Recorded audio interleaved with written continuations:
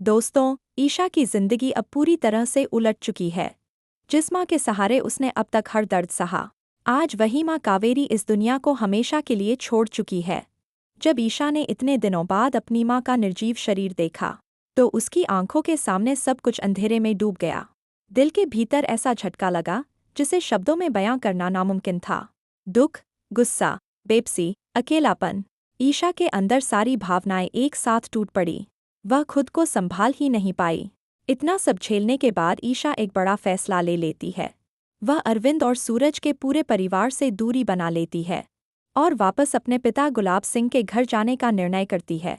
गुलाब सिंह का घर उसे उस वक्त एक झूठा सा सहारा और सुरक्षा देता है, हालांकि असलियत में वही इंसान इस दर्द की सबसे बड़ी वजह था।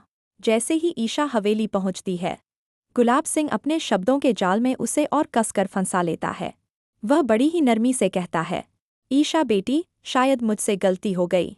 मुझे कावेरी को तुमसे नहीं छुपाना चाहिए था, लेकिन मैं मजबूर था। वह ठीक नहीं थी।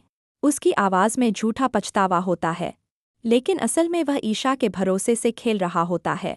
यही नहीं, गुलाब सिंह सारी हदें पार कर देता है। वह ईशा से कह देता है, अगर तुम मुझे माफ़ नहीं करोगी तो मैं अपनी जान दे दूंगा। यह सुनकर ईशा पूरी तरह टूट जाती है। वह अपने पिता की बातों में आ जाती है और हवेली में ही रुकने का फैसला कर लेती है। इधर दूसरी तरफ सूरज जेल में लगातार जुल्म सह रहा होता है। हर डंडे की मार उसके दर्द को और गहरा कर देती है। वह चिल्ला चिल्ला कर कहता है, ईशा जी, प्लीज़ मेरी बात सुन लीजिए। मैं बेकसूर हूँ। मुझे पता ही नहीं था कि कावेरी आपकी माँ है।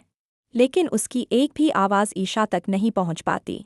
ईशा इतनी गलतफहमी और नफरत में डूब चुकी होती है कि थाने जाकर सूरज को बचाने के बजाय वह गुस्से में अपने माथे से सूरज का सिंदूर तक मिटा देती है। वह सिंदूर, जो कभी उनके प्यार और शादी की पहचान था, आज नफरत की निशानी बन जाता है। ईशा कसम खा लेती है कि अब वह ना सूरज को देखेगी और ना उसका नाम सुनना चाहेगी। इस फैसले ने दोनों के बीच की दूरी और बढ़ा दी। एक तरफ जेल की सलाखों के पीछे टूटा हुआ सूरज और दूसरी तरफ हवेली में गुस्से और दर्द में घिरी ईशा।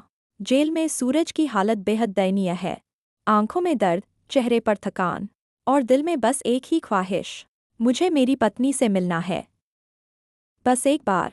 वह इंस्पेक्टर से हाथ जोड़कर कहता है, प्लीज़ मुझे बाहर निकालिए। मेरी पत्नी मुझे गलत समझ रही है। लेकिन पुलिस की सख्ती उसे हर बार रोक देती है। डंडे बरसते हैं, पीठ पर चोटें लगती हैं, फिर भी सूरज अपने सच से पीछे नहीं हटता। वह जानता है कि अगर सच सामने आ गया तो सिर्फ उसकी बेगुनाही ही नहीं, बल्कि ईशा के सामने उसका प्यार और निष्ठा भी साबित होगी। हर चोट उसे कमज़ोर नहीं, बल्कि और मजबूत बना देती है। इसी बीच सूरज की कल्पना में ईशा आती है। जेल की ठंडी दीवारों के बीच वह उसके पास बैठती है, उसका हाथ पकड़कर कहती है, सूरज, मुझे तुम पर पूरा भरोसा है। सब ठीक हो जाएगा। यह सिर्फ एक सपना होता है, लेकिन यही सपना सूरज को जिंदा रखता है। असल जिंदगी में ईशा भी अंदर से टूटी हुई है, लेकिन दोनों के बीच गलतफहमी की दीवार खड़ी है। सूरज को पूरा भरोसा है कि एक दिन सच जरूर सामने आएगा और प्यार जेल की सलाखों से भी बड़ा साबित होगा। अब सवाल यह है दोस्तों, क्या ईशा सूरज की सच्चाई समझ पाएगी? क्या वह